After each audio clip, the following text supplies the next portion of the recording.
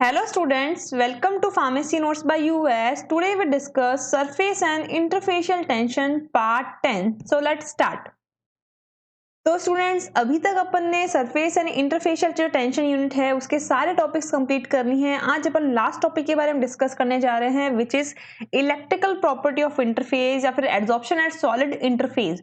अब electrical property of interface क्या होती है, तो जैसे कि कोई भी अपन फॉर्मुलेशन की बात करें, जैसे सस्पेंशन है, इमल्शन है, तो ये तो मैंने आपको बता दिया कि जहां पे इंटरफेस है यानी कि जो डिफरेंट फेजेस की बाउंड्रीज हैं, चाहे वो सॉलिड एंड लिक्विड हैं, चाहे वो लिक्विड एंड लिक्विड हैं, वहां पे अगर आप सरफेस टेंशन कम करोगे तो सिस्टम ज्यादा मिसिबल होगा और ज्यादा स्टेबल होगा।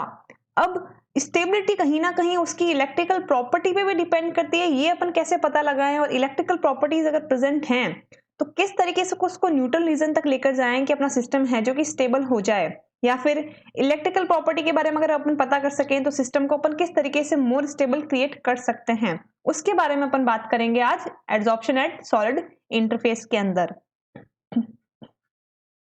अब सबसे पहले अगर बात करें कि एप्लीकेशंस क्या क्या हैं इसकी, आपको इलेक्ट्रिकल प्रॉपर्टी ऑफ इंटरफेस क्यों जानना है, सिस्टम को न्यूट्रल रीजन तक किस तरीके से क्रिएट किया जाता है, तो मोस्टली जो इलेक्ट्रिकल प्रॉपर्टी ऑफ इंटरफेस है या कोई भी सॉलिड लिक्विड के इंटरफेस के बारे में अगर अपन जानते हैं तो उससे अपन किसी भी कॉलिडल डिस्पर्शन की स्टेबिलिटी इंप्रूव कर सकते हैं, यानी कि एप्लीकेशन है इसकी stabilization of कॉलिडल dispersion.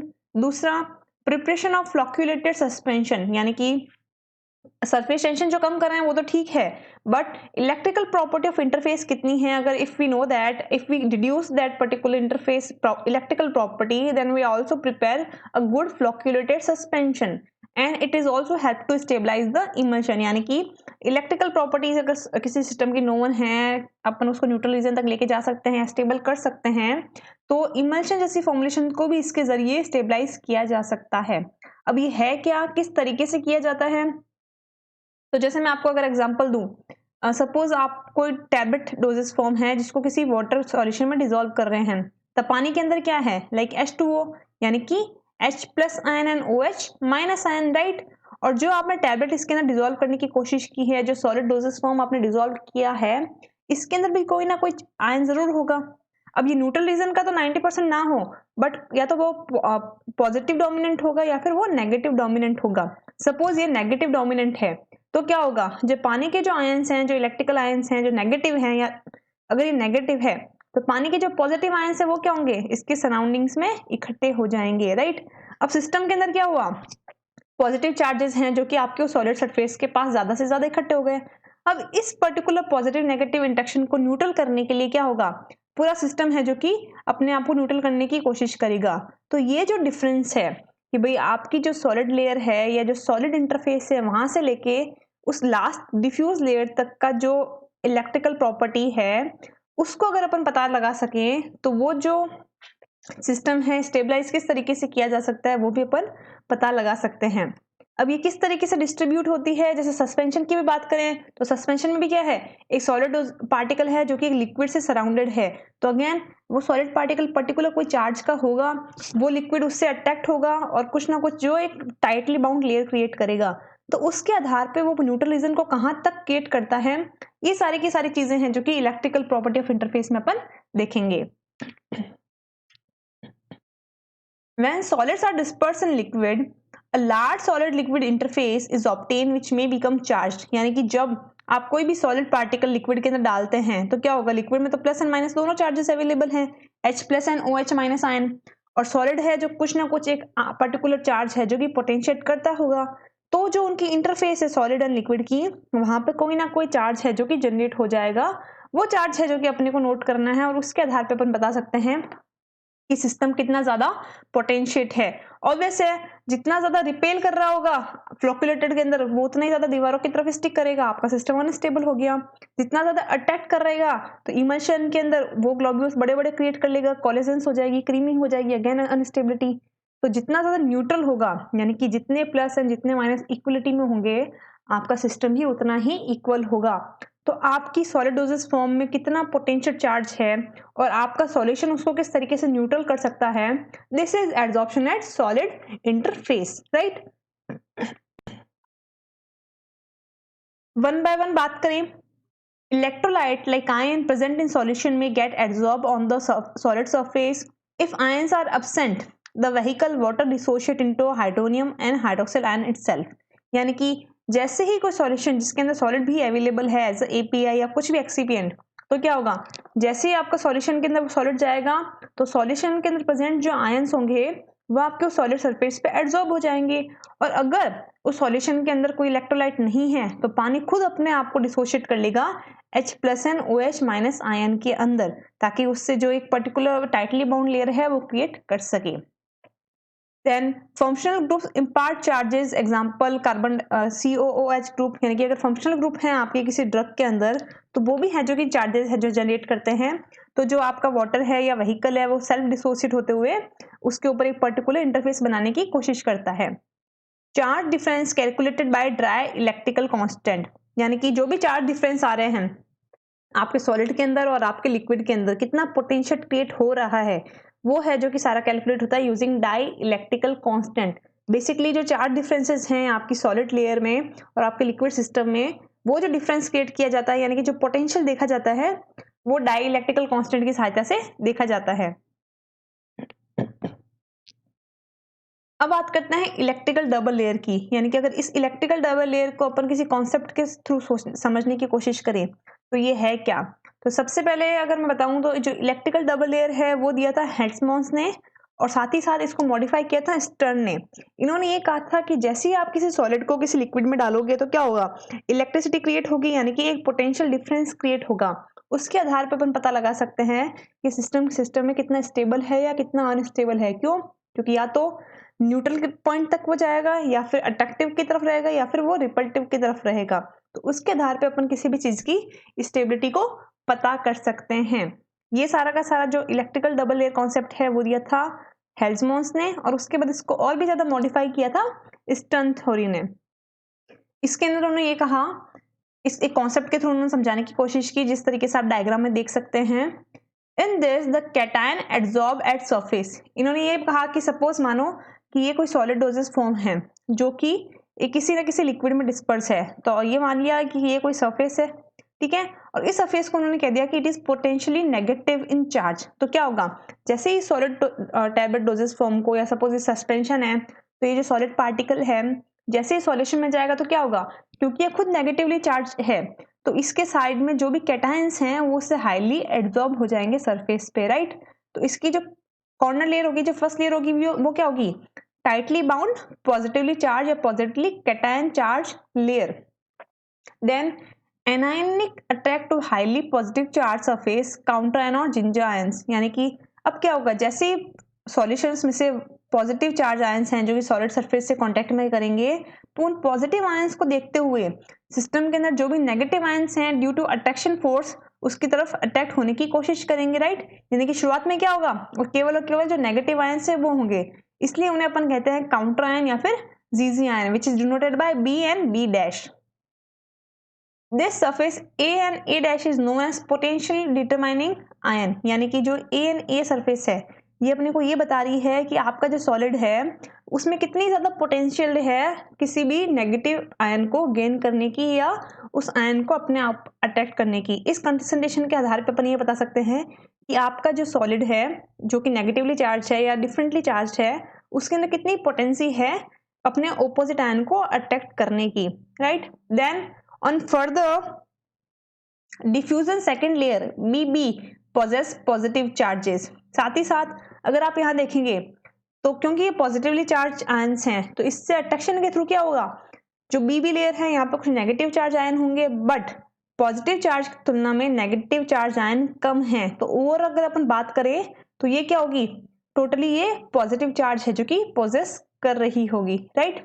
While B and C layer के बीच की डिफरेंस की बात करें which is known as bulk liquid phase. Bulk liquid phase की अगर अपन बात करें तो at last the CC section liquid phase neutralize the region. अब क्या होगा, ये जो भी इसके अंदर कमी है उसको पूरी करने की कोशिश करेगी, यानी कि यहाँ पे जो भी चार्जेस आयन हैं उसके मुकाबले यहाँ पे दूसरे चार्जेस आयन अपने को देखने को मिलेंगे।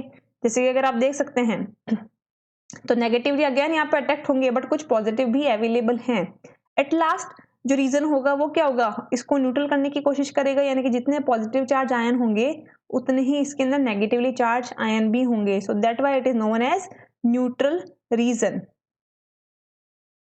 वन बाय वन अगर बात करें इन सब लेयर्स की, तो जो टाइटली बाउंड लेयर है which is represented by A and A' to B and B' which the cations is large numbers so that the total region is positive in nature, right?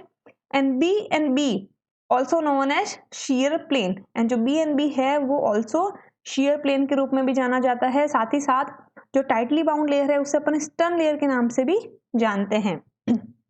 जैसे कि आप देख सकते हैं E and D' यहाँ पे क्या होगा, ऑपोजिटली चार्ज आयन है जो कि पोटेंशियली यहाँ पर अटैच हो गए, इसलिए इस सरफेस का नाम क्या हो गया, solid liquid interface with potential determining ions. Then B and B वो पर्टिकुलर क्या हो गया, शीयर प्लेन हो गई जो कि उस ऑपोजिटली चार्ज आयंस को अटैक कर रही है, जिससे अपन ने कह दिया solvated layer. And A' to B' is tightly bound layer with counter ions, counter यानी कि negative ions which is known as stern layer, right? Then B dash to C dash, B dash to C dash which is diffuse second layer, यानी कि second layer है. अब ये अपने आप को न्यूट्रल करने की कोशिश कर रही है. कैसे भाई, पॉजिटिव आयन कुछ नेगेटिव को अटैक कर रहे हैं और नेगेटिव कुछ पॉजिटिव को अटैक करने की कोशिश कर रहे हैं, बट डिफरेंट कंसंट्रेशन है यहाँ पे पॉजिटिव एंड नेगेटिव की, तो यहाँ पे उतनी कंसंट्रेशन इक्वल नहीं हो पा रही, यहाँ पे भी अपने को डिफरेंट कंसंट्रेशन देखने को मिलेगी. तो this is known as Gouy layer and which is diffuse second layer. जैसे कि आप देखते होंगे, सपोज मैंने कोई ब्लू कलर की इंक किसी वाटर में डिजोल्व की, तो जैसे ही जहां पे मैंने वो ड्रॉप डाली, धीरे धीरे साइड वाला रीजन है जो कि लाइट ब्लू होना शुरू हो गया, तो वो जो डिफ्यूज होते हुए सिस्टम को एक न्यूट्रल सिटी की तरफ क्रिएट कर रहा है, this is diffuse second layer. At last जो C एंड D डैश है, this is known as electro neutral region, जो कि सिस्टम को न्यूट्रल करने की कैपेबिलिटी दिखा रहा है. यहाँ अपने को पता चलता है कि सिस्टम कितना न्यूट्रल है और कितना नहीं. अगर ये न्यूट्रल नहीं कर पाता तो क्या होता है, या तो आपका इमल्शन है तो कोलिजन्स हो जाएगा, और अगर सिस्टम सस्पेंशन के रूप में है तो सिस्टम्स में फ्लोक्स हैं जो कि प्रॉपर नहीं क्रिएट होंगे और एग्रीगेट हो जाएंगे, और आपका जो सिस्टम है वो डीफ्लोकुलेटेड की तरफ मूव करना शुरू हो जाएगा. राइट. डिटेल में अगर देखें तो टाइटली बाउंड लेयर के जैसे मैंने आपको बता दिया कि जो कैटायंस इन लार्ज नंबर यहाँ पे रहेंगे ये पॉजिटिवली नेचर होगा ज्यादा. डिफ्यूज लेयर की बात करें तो it is highly negative in nature. And while जो बल्क लिक्विड है यानी कि जो D dash and C dash है, दिस इज न्यूट्रल रीजन, यानी कि यहाँ पे सिस्टम को न्यूट्रल करने की कोशिश की जाएगी. अब ये जो चार रीजन अपन ने देखे, इसके अंदर इन चारों को कुछ कहा जाता है.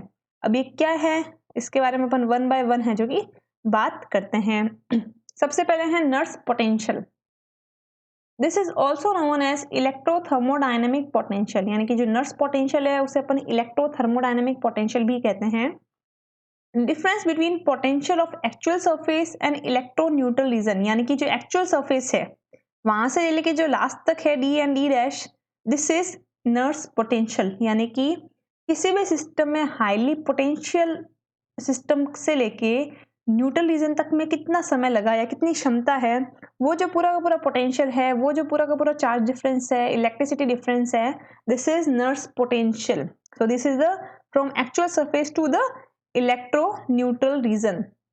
वाला अगर अपन जीरो पोटेंशियल की बात करें, इसको इस तरीके से आप बुक्स में डिनोट करते हुए भी देख सकते हैं, तो this is also known as electrokinetic potential. Obvious है, अगर आप नोट करें तो जीटा यानी कि मूवमेंट, तो इलेक्ट्रोकाइनेटिक यानी कि जो मूवमेंट को रिप्रेजेंट कर रहा है, तो जो जीटा पोटेंशियल है उसे अपन इलेक्ट्रोकाइनेटिक पोटेंशियल भी कह रहे हैं. It is the difference between tightly bound layer and electro neutral region of solution, यानी कि जो टाइटली बाउंड लेयर है, यानी कि जहां पे मैंने आपको बताया था कि जो नेगेटिव रीजन्स में जहां पे नेगेटिव चार्ज भी ज्यादा हैं, उस पर्टिकुलर रीजन से जो इलेक्ट्रिकल न्यूट्रल रीजन्स हैं, यानी कि एक लेयर छोड़ते हुए, this is known as zeta potential. यानी कि यहाँ अपने को पता चलता है जितना कम पोटेंशियल होगा सिस्टम को न्यूट्रल करने में उतनी ही कम दिक्कत आएगी और सिस्टम आपका उतना ही अच्छा होगा. यानी कि कहीं ना कहीं मैं कह सकती हूँ सस्पेंशन के बारे में कि अगर जीटा पोटेंशियल कम होगा तो आपका सिस्टम उतना ही स्टेबल होगा. क्यों? क्योंकि जितना जीटा पोटेंशियल कम होगा यानी कि डिफरेंट चार्जेस के अंदर पोटेंशियल डिफरेंस उतना कम है, आपका सिस्टम उतना ही ज्यादा स्टेबिलिटी की तरफ है, न तो कोई रिपल्शन है न कोई अट्रैक्शन है, तो अनस्टेबिलिटी ऑफ इमल्शन या अनस्टेबिलिटी ऑफ सस्पेंशन भी पॉसिबल नहीं है. It is defined as work required to bring a unit charge from infinity to surface of charged particle. यानी कि जीरो पोटेंशियल के बारे में बात करें तो बेसिकली ये पर्टिकुलर वो वर्क है जो कि अपने को किसी भी सिस्टम के लिए लाना पड़ता है। जैसे कि अगर बात करें कि आपको किसी भी सिस्टम को न्यूट्रल करना है तो सबसे पहले आपको उसका जो पोटेंशियल डिटरमाइनिंग पॉइंट है जहाँ पे कितना कंटेंट है जो कि टाइटली बाउंड है सरफेस पे, स्टर्न लेयर कितनी है, स्टर्न प्लेन कितना है, वो अगर आपको पता चल जाए तो उसको न्यूट्रल रीजन तक लाने के लिए किया गया काम जो है वो आपका जीटा पोटेंशियल है। तो जितना कम होगा, जितना कम काम करना पड़ेगा सिस्टम उतना ही स्टेबल होगा, जितना ज्यादा काम करना पड़ेगा तो सिस्टम अपनी वापस ओरिजिनल स्टेट में जाने की कोशिश करेगा तो उतना ही अनस्टेबल होगा। राइट, डायग्राम से देखेंगे जैसे नेगेटिवली चार्ज अगर आपका पार्टिकल है तो क्या होगा, पॉजिटिवली चार्ज आपका सिस्टम जाएगा which is known as Stern layer, and the second layer this is known as diffuse layer, and the last one is known as slipping plane which is calculated by the electrical neutral region। और अगर आप इसको graph के रूप में देखना चाहें तो सबसे पहले surface potential, then Stern potential, at last the zeta potential distance from that surface. Right, zeta potential क्या है, सरफेस से सबसे लास्ट में डिफरेंस है, ये एकदम न्यूट्रल रीजन की तरफ आने की कोशिश कर रहा है। और ईस्टर्न लेयर की बात करें तो it is just near the tightly bound layer and this the surface potential, यानी कि जो आपका आयन डिटरमाइनिंग स्टेप है उसकी बात यहाँ पे कर दी गई है। तो आई होप स्टूडेंट्स आपको जो सरफेस एंड इंटरफेशियल टेंशन है वो आपको कंप्लीट है, जो कि समझ आ गया होगा। बाकी सारे जो टॉपिक्स हैं यानी कि इस यूनिट के जितने भी पॉइंट्स कंप्लीट किए हैं मैंने, उन सब की लिंक है जो इस पर्टिकुलर वीडियो के नीचे मैं डिस्क्रिप्शन बॉक्स में डाल दूंगी। इसके बाद अपन डिस्कस करेंगे मॉडल पेपर, यानी कि इस चैप्टर में से थ्योरी एग्जाम्स की बात की जाए तो किस तरीके से क्वेश्चंस बन सकते हैं। साथ ही साथ मैं डिस्कस करूंगी एमसीक्यूज, जो कि आपको मोस्टली जो कंपटीशन एग्जाम्स हैं लाइक जीपेट है, नाइपर है, या डिफरेंट जो फार्मासिस्ट के एग्जाम्स होते हैं, या फिर आपके थ्योरी एग्जाम्स में भी एमसीक्यूज आते हैं, उसमें आपको पूछे जा सकते हैं। So I hope you understand and enjoy. I hope you understand and enjoy the video. Please like, share and subscribe, and don't forget to press the bell icon. Thank you.